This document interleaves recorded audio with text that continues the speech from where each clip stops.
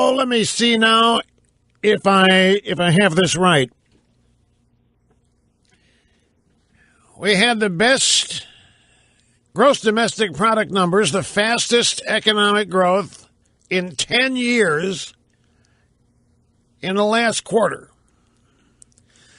The GDP was up 5%, economic growth up 5%. And this has propelled the Dow Jones Industrial Average to over 18,000. Well, if that's the case, and I look, folks, I'm not trying to throw cold water on anything. How did Americans get poorer? If gross domestic product grew 5%, how does this happen? And I think, ladies and gentlemen, your lovable little fuzzball of a host, have the answer. Great to be with you today, folks. Christmas Eve here on the EIB Network. Telephone number, if you want to be on the program today, 800-282-2882, and the email address, lrushmo@eibnet.com. This program today will be it for me for the rest of the year. We have a series of guest hosts in tomorrow and throughout the rest of this year. And what is it today? January 5th that we're back here? Monday, January 5th? Right. So this is it. So I think what we would do, we always, and it's getting tougher and tougher to do it. Well, we think about, one thing we'll do, open line Friday on Tuesday. So we will throw away any topic limitations on callers and pretty much open it up to whatever it is that you wish to talk about. And the second thing, we're trying to keep it lighthearted. I mean, we really do. But I don't know. I'm looking at the stacks of stuff, and there's some lighthearted stuff in here, but even the lighthearted stuff has an edge to it. And it's really incredible. I remember, the first 5 years of this program, maybe the first 10, the month of December, there was hardly any controversy, hardly any hard-hitting news. I mean, there might have been exceptions, but we just don't have any let-up.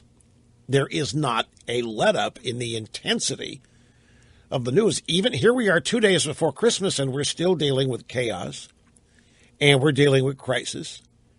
One after another, we're dealing with facts right in front of our faces that tell us of a crumbling civilization, actually.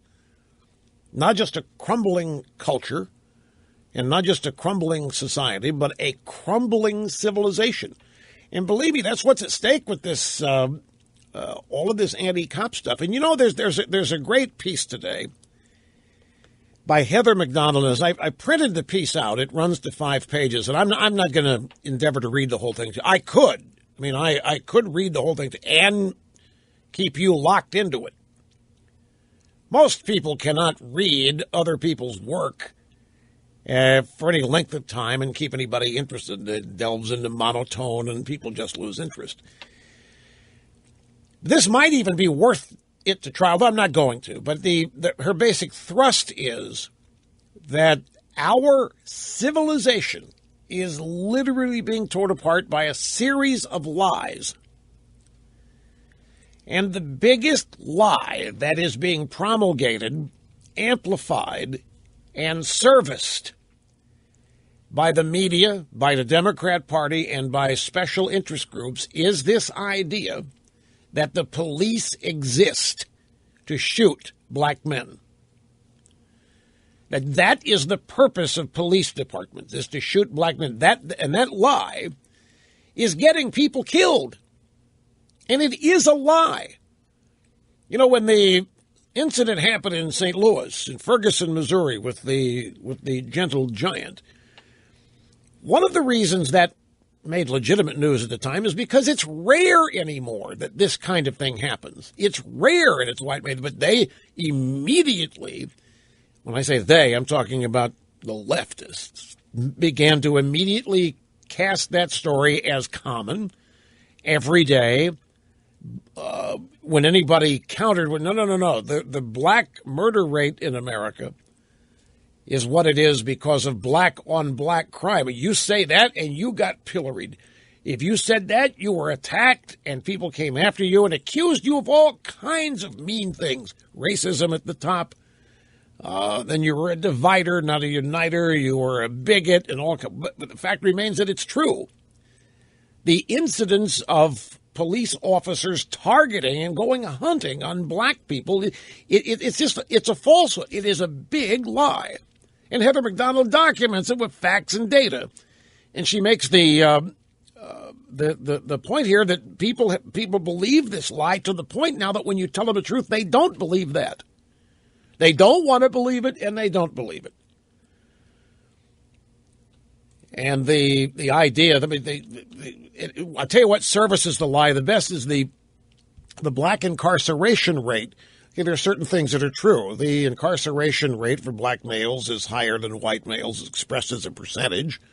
And so that gives the agitators like Reverend Jackson and Reverend Sharpton, they use that to prove the lie that the police department, all over the country, police departments everywhere are targeting black men and either killing them or accusing them of crimes, and a rigged jury system is finding them all guilty, and that's why they're all in jail. And then over here are the real statistics from the DOJ on black-on-black crime. And you find that black-on-black crime dwarfs whatever happens with police departments. But the point is that it's just an out-and-out lie.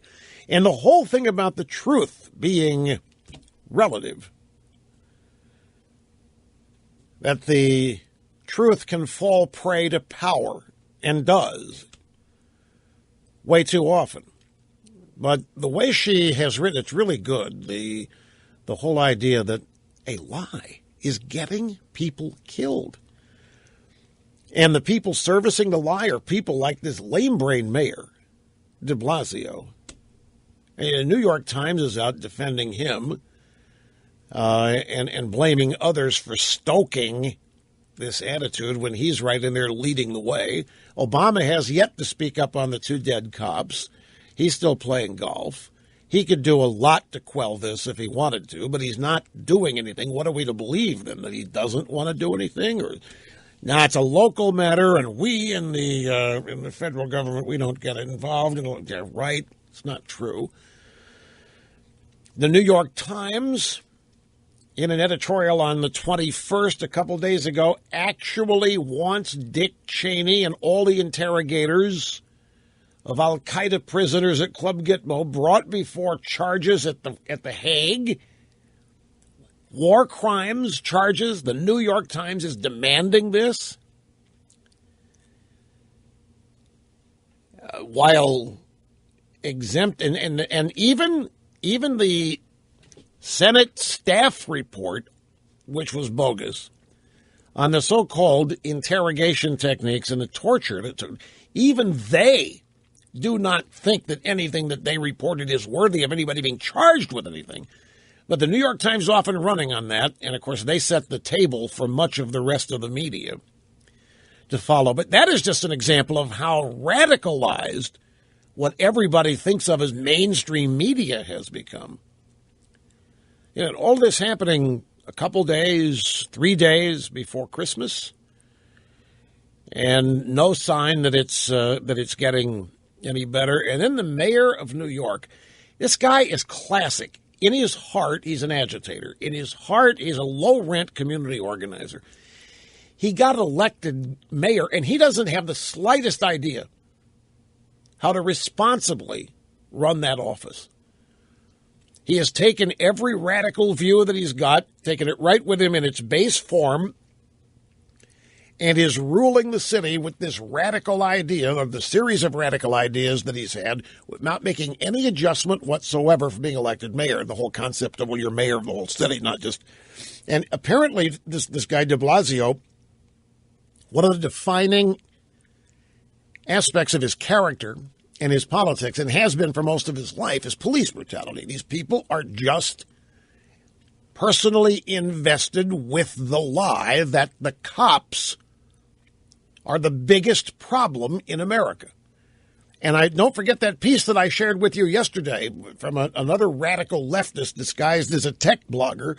This guy has said, well, you know what, it's the reason we're dealing with rogue cops this way is because we give the military a blank check. He has this comparison. The media, or the military is out wantonly killing thousands of innocent people in Iraq and Afghanistan and Syria. And the cops are asking for the same exemption. Well, hell, if the military can kill citizens freely and at will, why can't we in the police department? This is absurd, but the guy believes it, and he's taught this. But it's genuine radical belief that has dwarfed any belief in the what may call the reasonable left, if there is any of that left or remaining. And it's just so much of what's affecting this country, not just the problem we're having with the race and the cops, the aftermath, the Ferguson, the grand jury there in Staten Island.